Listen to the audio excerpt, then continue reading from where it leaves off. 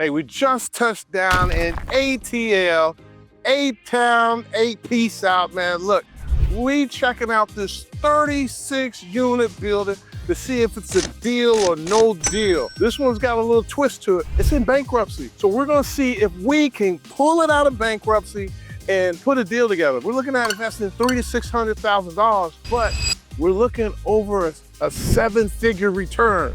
Once we get it renovated, $5 million. So let's see if we can figure this out, a deal or no deal.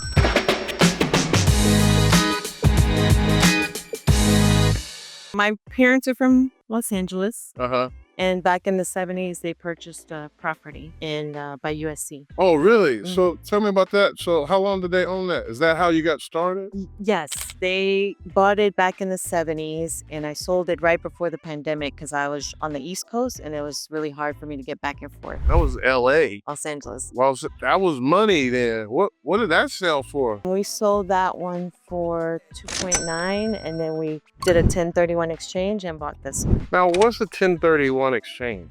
It's when you have to sell a property, and the property that you buy has to be equal or higher value in order to not get hit with all the taxes. So you did a 1031 to avoid capital gains? Correct. And I also wanted a bigger. A bigger. So how many units was that in LA? That was 9 units. It was just the 9 units. I'm like, when did they buy that? In the 70s. They bought it in the 70s. How much did they pay for that? I want to say under 200,000 maybe. 200,000? Under 200. Yeah, and back in then the day. 30 years, 40 years later, 2.9 million. Yeah. Literally one big deal changed the trajectory. Right, of because the they family. fixed up that whole area by the college. It was literally 2 blocks from the entrance of the campus. So that whole area changed, and the value just, So that's how you were able to afford this building here? yes. What do you do for a living? I'm a flight attendant. You're a flight attendant? Yeah. And you bought this building here. This was a $2.5 million deal, $3 million deal? 3.4. Really? Like, did you grow up rich or something? No, I just used the funds that they started with, Ah. and I wanted to continue the family business. I'm not a flipper. I'm not a big-time investor. I'm just trying to create generational wealth for the family, right? How much was this deal? This was $3 million. $3 million. What is this worth now? Well, like the future, what is this going to be worth? I'm not sure, but it was appraised for about $4 million. $4 million. This whole thing is going through this regentrification. What do you think is going to be worth like 3, 4, 5 years? Just 5 years. Just 5 years. Once we get it renovated, my guess would be about 5. $5 million. That is my guess. I think you're pretty accurate. Like, I've seen deals like this change and they go through this regentrification. Let's go to another property. So this one is, This is a 1-bedroom. oh, this is renovated. Okay. We just got to clean it up. Okay. What's a bridge loan? It's a high interest rate, if you will, won't fund you because the building needs a lot of work. So you have to go to private money, somebody that's willing to take more risk so that you can borrow a higher interest loan, finish the renovations, and then go to a regular loan. Aren't you afraid of debt? No, because I could make money eventually off of the debt. And I thought that within the 2 years, I would be done with the construction. The property would get it leased up properly and get it cash flowing again. And then I would refinance it into an FHA loan. But something happened. Yes. What happened? Within the 2 years, delayed a lot of the construction money. So for example, it was taking them a month to get their inspector out. And then I also had issues with my property manager that also caused delays because they were my construction company at the same time. And they knew the lender. And between the two, I had debilitating delays. And at the end of the loan, the 2-year loan, they called the loan. They refused to give me an extension, even though I had never defaulted. And they got me on the fact that I had a high vacancy rate. Why would you buy an apartment building? For me, it's about creating income for my family. I take care of my sister, her family, my mother. So this is important to me to keep in the family because that's what my parents taught me. I've been watching them. I've been shadowing. When my father passed away, my mom kind of allowed me to start shadowing her and understanding the business. And this is what put us through college. I believe in real estate. I don't know anything about the stock market, but real estate is what I'm familiar with. Eventually, I'd like to own a couple more if I'm given another chance. This was a huge learning experience. Let's go. Like, you ain't letting no bad experience hold you back. You been fighting. I've been fighting. Okay. All right, let's check out another unit. So here we go there. So why would you tell somebody to invest in an apartment building? Just for me, it's easier to have everything in one place as opposed to having multiple single-family homes that you're constantly running back and forth. It just seemed for me, again, that's how I was taught, just have it all in one place. So you like the idea of having everything in one place. If a unit goes vacant on a single family, you still got to pay all those bills, but that's not the case for a multifamily. No, and then you have a property manager for just 36 units. So you had a bad experience with a property manager. What do you think you could have done better to avoid that experience? Read the online reviews, but really, you just have to follow everything that they're doing, especially in the first year. As you're getting to know them, as they're getting to know you, you have to be hands-on. You've got to read your monthly reports diligently and watch like all the work orders coming in. So what you saying is, even though they're your manager, you're managing them still. So you still got to check on them every day. Just because they're there, don't mean you just let them roam free. Absolutely. You still got to keep them on the leash. Still have to, and that was one thing they didn't like. Now I had another property, and I had a property manager, but we had been dealing with him for about 4 or 5 years. At that point, I would say 2-3 years. If you're happy with their work, you can let up off the pedal a little bit. But in the first year, because they will steal from you. I needed to come down here to see what we're looking at. Well, I'm just saying 300 at minimum. It ain't even going where like you ain't even gonna get no renovations done. You ain't gonna get nothing. But we know 5 sets just to fold. You got the sink, that's 1. The water heater, that's 2. The vanity, that's 3. The toilet's 4.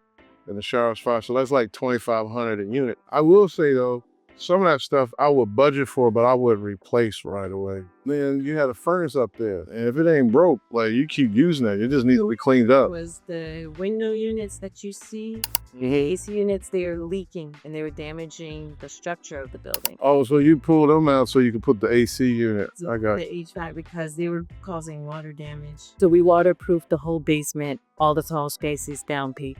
Under the site. If Section 8 ends up paying more than what we thought, great, we can put Section 8 in here. Or if we feel we can get the university over here and they pay a premium, great, no problem. But if they can't, then we know we got these different programs that we could put in that I know for a fact will subsidize that. This property is in bankruptcy. Like, how do we get here? Like, what happened? I was trying to fight the lender. When the loan was called, I realized that the original lender sold the loan to somebody else. They wouldn't give me an extension to finish the plumbing and electrical work. So I threw everybody into a civil court case. I filed a lawsuit because I needed to understand what was happening at the time of payoff. Wait a minute. You had a property manager that was delaying it, right, and they withholding. And the lender was withholding the money for the funds for the draw. Correct. Even though we had passed inspections. And they was trying to, so basically they're trying to take you, and you was like, oh, hell to the no, I got something for your ass. And you have to remember, at the time of closing, at the beginning of the loan, when I closed on the loan, I paid for the full 2-year, all the monthly payments for the full 2 years of the loan because I did not want to run any risk of defaulting at any time. Wow. So that I could just focus on the construction. So you kind of created an interest-bearing escrow account. For them. Going into this bridge loan, I was certain I would be able to finish plumbing and electrical within a year and then use the second year to lease up. But because of the delays that they caused, 2 years into the loan, I had not finished plumbing and electrical. And then they called the loan on me. But where they got me was, we're not going to give you an extension. And number 2, your occupancy rate is not at 90%. So based on that, we're going to call the loan. So they told me last year, in September of last year, that my loan was due. And so all of a sudden, I owed 2 point something million. And of course, I didn't have that money. I also used my own money to finish the plumbing work because they never paid my plumber. I didn't want him to put a lien on the building. So I went into my own funds. I filled in the gap for where they dropped the ball. My plumber finished in 3 weeks. They said that they needed 8 more weeks to do. That the construction team claimed they needed 8 more weeks to do. So you had like a contractor that you feel wasn't up on board, like level transparent. Yeah. How did you deal with that? I have them wrapped up in the lawsuit too. How does that make you feel? Like, I'm tired. I'm tired of lawsuits. They take forever. It's not like on TV when everything is resolved in an hour episode of Law and Order. It's not like that. this don't sound like it turned out like how you planned. Like, this is a deal you got for what? 2 million, 2.5? Well, you paid 3 million. 3. It's worth 4.6. The reality, because of all the development that's happening, we have no idea. This probably could be worth 5, 6, or 7 million. Eventually, if you look at all the development that's happening in the area, I mean, we're within the 6-mile radius of downtown Atlanta. We're down the street from the Mercedes-Benz Stadium, 4 miles to a huge college center, 2 miles or less than 2 miles away from the belt line. So that whole area is changing. Whoever takes on a bridge loan, just be very, very careful who you get in bed with, because I did everything right. I passed all inspections, and I cannot force the lender to fund the draws. At the end of the day, they hold the money. Stop. You stop shaking your leg. Relax. We're going to just talk, because you got to get this shit off your chest, first of all. Because we're all guilty of it. I'm guilty of it all the time. How many times I see them, I don't know how many times all the time. And I'm always thinking about what I look like. Stop it. I finally was like, I don't give a shit. No matter what you do, you count it all joy. I'm losing this. I don't have to count it all joy. I've lost somebody that I love. Count it all joy. Because it was a blessing to be in that situation. And again, it's preparing you to go to the next level. It's preparing you for the thing that you truly desire. It's bringing you closer. See, when disruption always follows intention. And the disruption doesn't come until you really getting close to what you intended to do. We never had a great movie if you didn't have disruption. Your life is a story. And it's this disruption that creates this beautiful journey. But in every journey, you have to fight. You don't think Elon's never been in a financial situation? Like, Walt Disney went bankrupt 3 times. I think if Walt Disney could go bankrupt 3 times, you can make it. Elon Musk had PayPal. I think he made like 200 million, 300 million off his deal, even though he was a part owner of the deal. But then he invested in Tesla, and then he had SpaceX and Tesla, and they were both bleeding him dry. He had to make the decision to invest in Tesla or invest in SpaceX. And it was like his babies. He said he finally made a decision. He ended up investing in both of them. Like, he had set money aside. He said like 90 million. I know, like 90 million, what? But that was the last of it. He put all of that in there in both deals. Yeah, no money left. He was like eating glass and staring into the abyss. Most millionaires file bankruptcy 3 or 4 times before they get there. Take this $100 bill, right? You got this $100 bill, okay? I say you can have this $100 bill and it only costs you $10. Would you take it? I forget it. Let me double it. I would say, you know what? In order to get this $100 bill, it's going to cost you $30. That's highway robbery. That's highway robbery.